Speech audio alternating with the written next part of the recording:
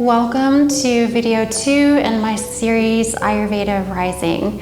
And today I want to talk about the massive paradigm shift that we're in the midst of right now.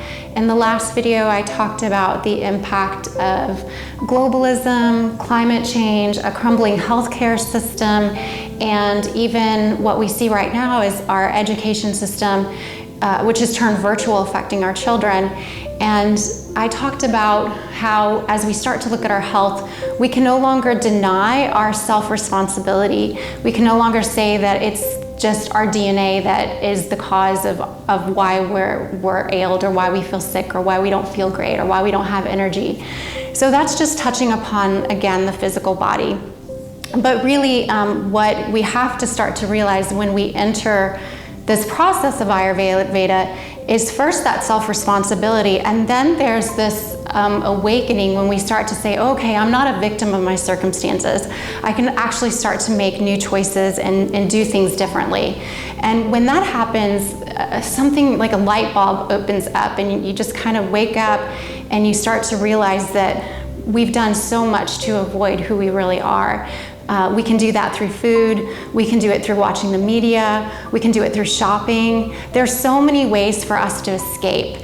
And once we start to take self-responsibility, we start to see how we've been escaping from ourselves and who we really are and what we really are seeking. And so Ayurveda is really this return to the self, but what's interesting is also, as we've seen with COVID, like what happened during this pandemic is we all had to slow down. And as soon as people started to slow down, they may start to spend more time with their family. They may return to nature and go hiking or play in the yard. And so Ayurveda has always been about a return to nature and a return to self, and just return to our essence of our beingness. In such a technological age, we start to live as avatars. We start to live as mechanical human beings who are just going through life. And this return to the self is the beauty of yoga and an Ayurveda path. And I was speaking earlier today about the concept of pleasure. And when we're doing these things, whether it be, indulging in food, or indulging in shopping, or indulging in media, or just escapism activities, is we may think of those things as pleasure. We may find them as pleasure seeking. It can be many, many different things. For some people, it could be smoking cigarettes, or drinking alcohol, or partying.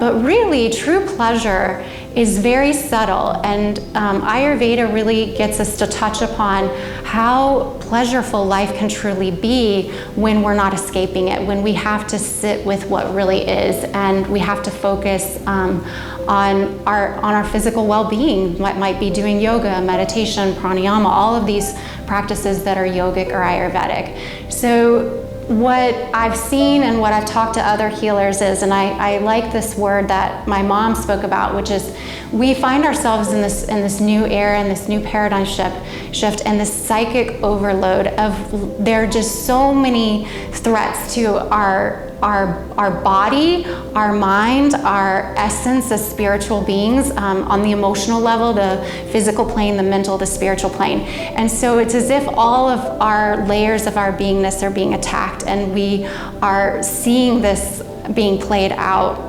everywhere in the media and politics and in our work world.